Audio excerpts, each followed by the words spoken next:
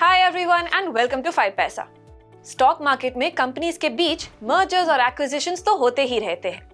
अभी रिसेंटली ही हमें HDFC bank और एचडीएफसी लिमिटेड का मर्जर देखने को मिला था। पर क्या आपने कभी सोचा है कि एक्विजिशन के इस इवेंट में बिजनेसेस टारगेट कंपनीज के वैल्यूएशन किस तरह इवैल्यूएट करते हैं? वेल, इसका आंसर है एंटरप्राइज वैल्यू। और आज हम जिस फाइनेंशियल रेशियो की बात करने जा रहे हैं उसमें भी एंटरप्राइज वैल्यू का एक बहुत बड़ा रोल है।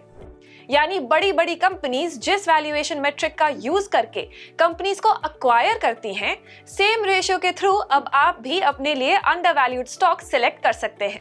आई am talking about EV EBITDA ratio, which is primarily known as enterprise multiple. और आज के इस वीडियो में हम डिस्कस करेंगे कि एंटरप्राइज मल्टीपल क्या होता है, इसकी कितनी इंपॉर्टेंस है और इसे कैलकुलेट कैसे किया जाता है। वीडियो में आगे हम आइडियल एंटरप्राइज मल्टीपल के बारे में भी बताएंगे कि ये वैल्यू कितनी होनी चाहिए, और एंड में हम इसके लिमिटेशंस को भी डिस्कस करेंगे। लेकिन एज यूजुअल गाइस, वीडियो शुरू करने से पहले please like, share and subscribe to our YouTube channel and don't forget to hit the bell icon for notifications.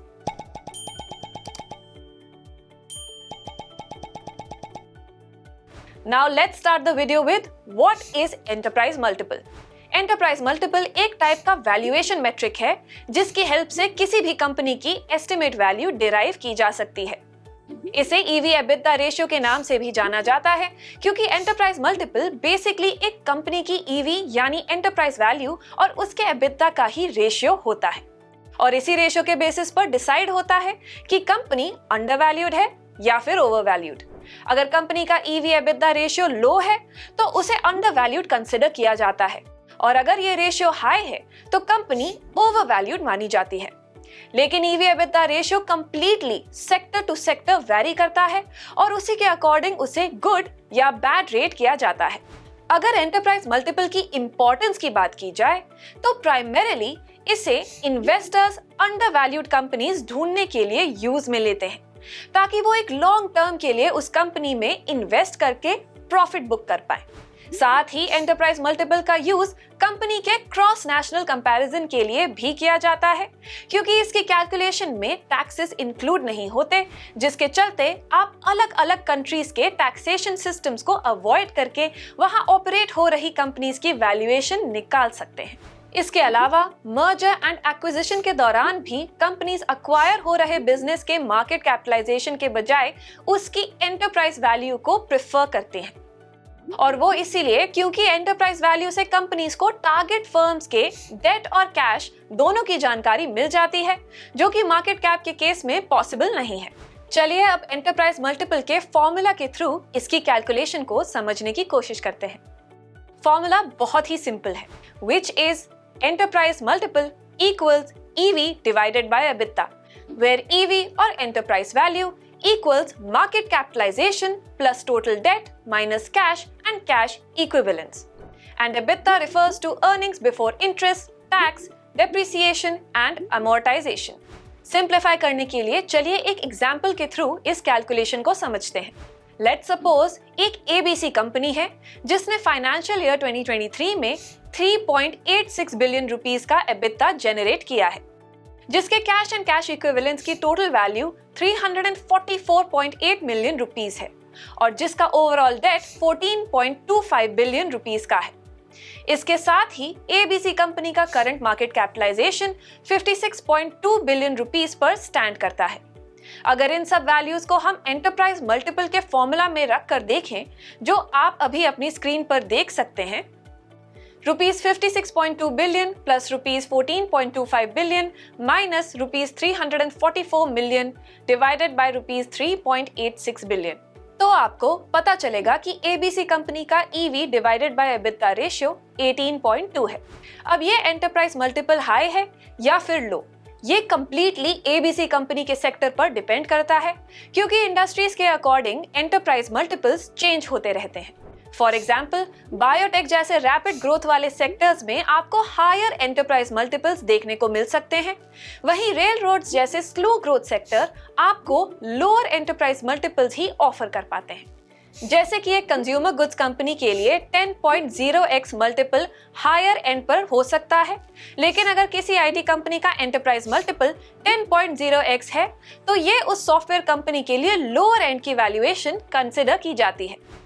इसीलिए एक आइडियल एंटरप्राइज मल्टीपल की ना कोई डेफिनेशन होती है और ना कोई स्पेसिफिक वैल्यू, बट जनरली जिन कंपनीज का ईवी एबिटा रेशियो जितना कम होता है उन्हें ही हायर प्रेफरेंस दी जाती है और एक पोटेंशियल इन्वेस्टमेंट कंसिडर किया जाता है।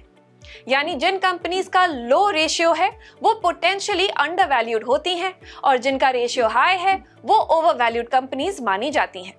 पर वैल्यूएशन मल्टीपल की कोई गाइडलाइंस नहीं होती हैं, इसीलिए उनका इंटरप्रिटेशन भी रिलेटिव होता है और यही कारण है कि इन्वेस्टर्स को थॉरो एनालिसिस करने के बाद ही किसी कंपनी को अंडर वैल्यूड, फेयर वैल्यूड या ओवर वैल्यूड कंसिडर करना चाहिए।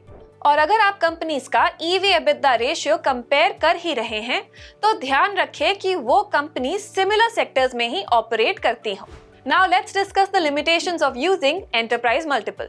हमने वीडियो में देखा कि कैसे इन्वेस्टर्स ईवी एबिटा रेशियो की हेल्प से अंडर वैल्यूड कंपनी को फाइंड आउट करते हैं, लेकिन इस प्रोसेस में कई बार इन्वेस्टर्स लो मल्टीपल्स के वैल्यू ट्रैप में भी फंस जाते हैं, क्योंकि ऐसी कंपनीज जिनका एंटरप्राइज मल्टीपल लो होता है हो सकता है कि ये उनके वीक फंडामेंटल्स या फिर नेगेटिव बिजनेस रिटर्न्स का नतीजा हो।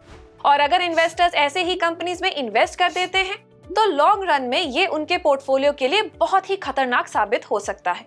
इसके अलावा इन्वेस्टर्स चीप प्राइस के स्टॉक को परचेज करने के लिए कंपनीज के पास्ट परफॉर्मेंस पर भी हेविली डिपेंड करते हैं, क्योंकि वो समझते हैं कि ऐसा करके वो बिजनेस के फ्यूचर परफॉर्मेंस को इजीली प्रिडिक्ट कर सकते हैं। लेकिन एंटरप्राइज मल्टीपल के लिए ये केस थोड़ा डिफरेंट है, क्योंकि यहाँ फॉरवर्ड प्रॉफिटेबिलिटी को एग्जामिन किया जाता है, जहां रेकमेंडेड है कि forward EV multiples past 12 months के एंटरप्राइज मल्टीपल से कम होने चाहिए। वो इसीलिए क्योंकि वैल्यू ट्रैप्स तभी क्रिएट होते हैं जब फॉरवर्ड मल्टीपल्स एक्सेसिवली लो हैं, एबिटा बढ़ता जा रहा है और कंपनी की स्टॉक प्राइस ऑलरेडी ड्रॉप हो चुकी है। इसीलिए ऐसी सिचुएशंस में इंडस्ट्री और कंपनी कैटलिस्ट को समझना क्रिटिकल कंसिडर किया जाता है। सो फ्रेंड्स, ये था हमारा वीडियो जहां हमने सीखा कि ईवी एबिटा रेशियो या एंटरप्राइज मल्टीपल एक ऐसा पॉपुलर मेट्रिक है जिसके थ्रू कंपनी की टोटल वैल्यू को डिराइव किया जा सकता है। साथ ही एंटरप्राइज मल्टीपल को पीई रेशियो जैसे ट्रेडिशनल वैल्यूएशन मेट्रिक से ज्यादा प्रेफर किया जाता है, क्योंकि यहाँ वो सारे फैक्टर्स भी एड्रेस होते हैं जो ट्रेडिशनल मेट्रिक्स में कंसिडर नहीं किए जाते हैं।